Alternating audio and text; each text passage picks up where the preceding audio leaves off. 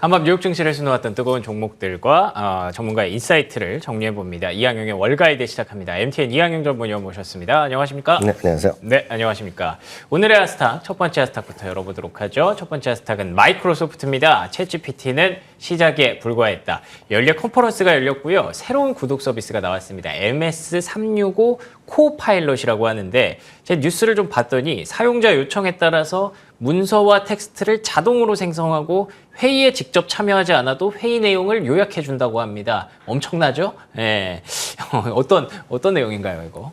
예, 뭐 저도 이제 다 물건을 써보고 해봐야 더 자세히 알겠지만 네. 마이크로소프트에 좀 더 자세히 알고 싶으신 분은 마이크로소프트 자체 이제 블로그에 올려놨거든요. 그래서 시연하는 영상이나 보여야 되기 때문에 혹시 찾아보시면 되겠고요.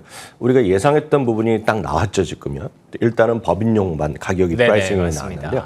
정확히 얘기하면 마이크로소프트 365를 쓰고 있는 법인 고객들한테요. 월 얼마를 받냐면 $30 받는데 사용자당 $30를 받는 거거든요. 그러니까 예를 들어서 법인이 3명이면 $90 추가하면 되겠지만. 아, 그런 거예요? 와. 이게 회사의 $30는 아니겠죠. 네. 삼성전자의 $30 그러네요. 이게 말이 안 되잖아요. 그래서 이게 엄청난 가격이거든요. 그럼 이게 왜 오늘 도대체 이게 5%까지 올라갔다가 결국 3.98 그러니까 4% 올라간 거 아닙니까? 예. 그래서 오늘 사상제 효과로 다시 한번 직행했고요.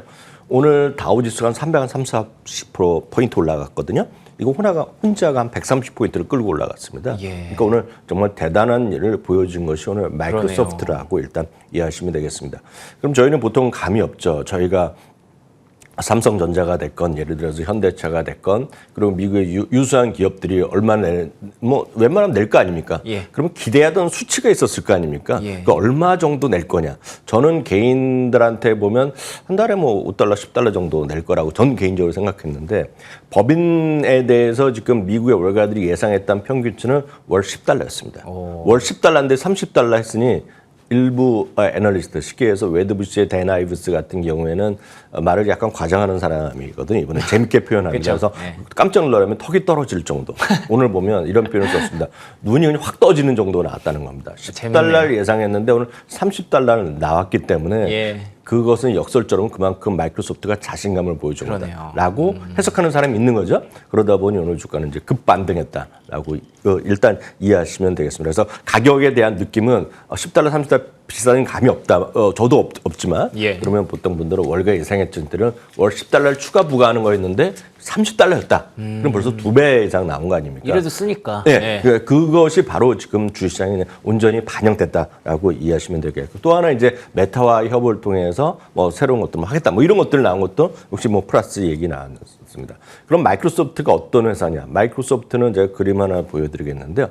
마이크로소프트 자체 비즈니스의 영역을 갖고도 완벽한 ETF 같은 역할을 한다는 주장이 요즘 많이 나오고 있습니다. 여기 그러네요. 보면 에이저 같은 경우는 이제 클라우드 서비스가 있겠고 오늘 바로 발표된 인공지능 이런 것들이 8.4% 정도 있겠고요. 그 외 아래쪽에 있는 게 33%가 마이크로소프트 오피스 내용이거든요. 여기에 이제 과금이 추가된다는 거 아닙니까? 그렇죠. 예를 들어서 뭐 다 하진 않겠죠. 그렇지만 이런 것들이 시장에 일단 반영될 수 있다라고 보셔야 되겠고요. 거기다가 이제 최근에는 보안 관련 서비스를 강화하겠다고 또 발표한 바 있습니다. 이미 하고 있지만 그러면서 관련된 기업도 또 추가 인수하고 사업 비즈니스를 하고 있다는 얘기를 하고 있는데요. 그러다 보니 이제 눈높이가 계속 높아지는 그런 분위기라고 보셔야 되겠습니다. 다음 주에 이제 25일 날 장 마감 후에 실적 발표하는데요. 어떤 간단히 보시면 매출과 이익이 두 개 다 모두 사상 최고 기록이 나올 가능성이 크다라고 보셔야 되겠고요. 오늘 또 바로 또 목표 주가를 또 올리는 것도 있는데요. 어떤 목표 주가는 $400를 넘나드는 것들이 최근에 꽤 나오고 있다라고 보셔야 되겠습니다. 다만 오늘 하나 추가적으로 말씀드리고 싶은 것은 마이크로소프트가 이렇게 올라가고 애플이 이렇게 올라가고 엔비디아도 또 사상 최고가가 가니까 많은 분들의 개인 투자가들이 아주 쉽게 하는 질문입니다. 하나만 찍어주세요. 네, 그런 것들은 늘 똑같은데 저는 그럴 때마다 대답합니다. 여러분들 자제분이나 어린애들 보면 쉽게 물어보는 거 있지 않습니까? 엄마가 좋아하냐, 아빠가 좋아하냐. 제가 봤을 때 의미 없는 질문입니다. 근데들 많이 하고 있는데 그러네. 우리나라뿐만 아니라 외국 사람은 다 똑같이 합니다. 너 엄마가 좋으냐, 아빠가 좋아하는데 그럼 묻고 나서 대답도 안 하거든요. 듣지도 않습니다, 그분들은. 네. ETF를 하셔야 됩니다. 가장 쉬운 ETF는 섹터 11개 중에 하나, 엑셀케라는 ETF가 있습니다. 아주 쉽게 보면 애플이 한 23% 들어가 있고요. 마이크로소프트 23%, 한 46% 아닙니까? 예. 엔비디아 계속 커져서 5, 6% 됩니다. 그럼 50%가 세기가 넘잖아요. 네. 어도비 여러분 사고 싶잖아요. 세일즈포스 다 포함해서 지금 이게 다 포함돼 있다. 다 있네요. 예, 주가는 100몇십, 20, 30달러 하는데요. 오늘 다시 사상 최고가를 갔다는 것만 기억하시면 되겠습니다. 알겠습니다. 예, 마이크로소프트 그 자체도 뭔가 ETF처럼 느껴졌는데 이걸 또 고민하시는 분들을 위해서 XLK라는 ETF가 또 있네요. 사상 최고가 돌파하고 있으니까 한번 찾아보시면 좋을 것 같습니다. 자, 두 번째 하스탁은 에어비앤비입니다. 하반기는 글쎄 그러니까 2분기까지는 정말 좋았다고 합니다. 온라인 예약 증가가 바클레이즈에 따르면 기록적인 예약 수준이다라는 표현이 좀 나왔을 정도로 52주 신고가 경신에 큰 도움이 됐는데 하반기는 좀 보수적일 수 있다라는 분석이 나와서 약간 좀 아쉬웠거든요. 어떻게 보셨어요? 네, 맞습니다. 에어비앤비가 최근에 주가는 많이 반등하고 있지만 어찌됐건 비슷한 비즈니스를 하는 경쟁사가 한두 개씩 계속 나오고 있는 건 분명합니다. 그리고 이제 가격에 대한 부담감도 있고 이제 경쟁이 또 심해지는 그런 것들이 분명히 있겠는데요. 여튼 중요한 것은 많은 사람들이 여행을 계속 가고 있다는 것에 일단 방점이 찍혀 있다 보셔야 되겠고요.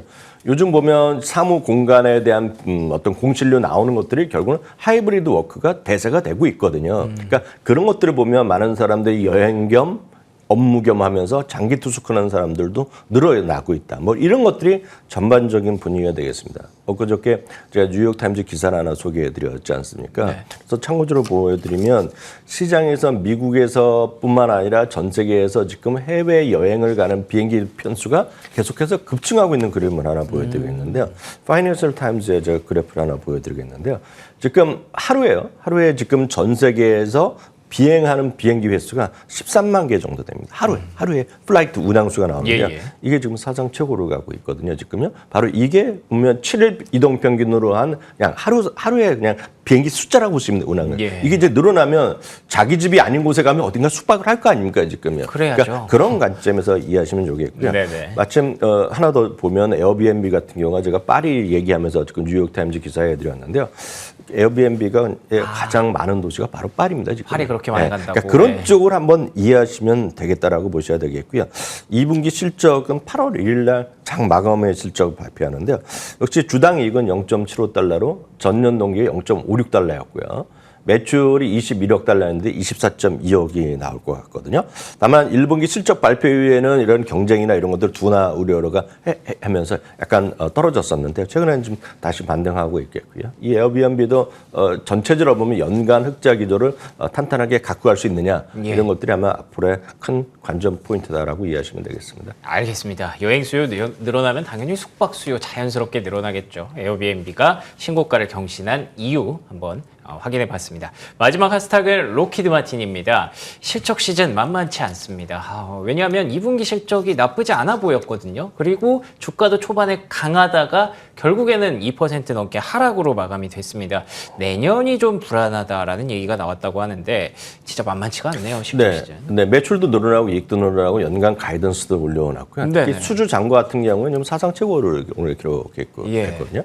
다만 이제 전쟁이 이제 끝나거나 뭐 안 끝나냐 이런 거 갖고 뭐 이슈가 있을 수 있겠고요. 내년에 약간 슬로우할 수 있다라는 얘기를 하고 있는데 큰 틀에서 보면 방위 산업은 계속 증가한다고 보셔야 되겠고요. 확장된다고 보셔야 되겠고요. 하나 최근에 미국에서 몇 가지 이슈가 있습니다. 이거는 약간 디테일한 거로 들어가면 국방부에서 F-35의 신기종에 새로운 장착돼야 되는 그런 리ኳ이먼트하는 그 기기가 있는데요. 그것이 아직 완벽하게 안 돼 갖고 때문에 인도를 좀 안 받고 있습니다 지금요. 그리고 또 우리랑 상관없지만 미국에서 상원과 하원에서 엄청 싸움을 붙고 있는 국방 관련 법안이 하나 있는데요. 그것이 좀 통과 여부가 또 달려 있습니다 지금요. 그런 것들이 이슈가 있지만 장기적으로 보면 국방 관련 비즈니스 이런 건 여전히 전 성장대로가 열려 있다라고 보기 때문에 여전히 큰 관심 보시면 좋을 것 같습니다. 알겠습니다. 노이즈가 조금 있기는 있었네요. 하지만 그래도 방위 산업체 관련주에 대해서는 여전히 성장에 대한 기대감이 높다라고 정리해 주셨으니까요. 참고하시면 좋을 것 같습니다. 지금까지 이항용 MTN 전문위원과 함께했습니다. 오늘도 좋은 말씀 고맙습니다. 네, 수요일 굿모닝 글로벌 여기까지 마무리하겠습니다. 저희는 내일 아침 5시 55분에 돌아올 예정이고요. 이어지는 출발 선곡 투자 역시 MTN 머니투데이 방송과 계속해서 함께해 주시기 바랍니다. 시청해 주신 여러분 고맙습니다.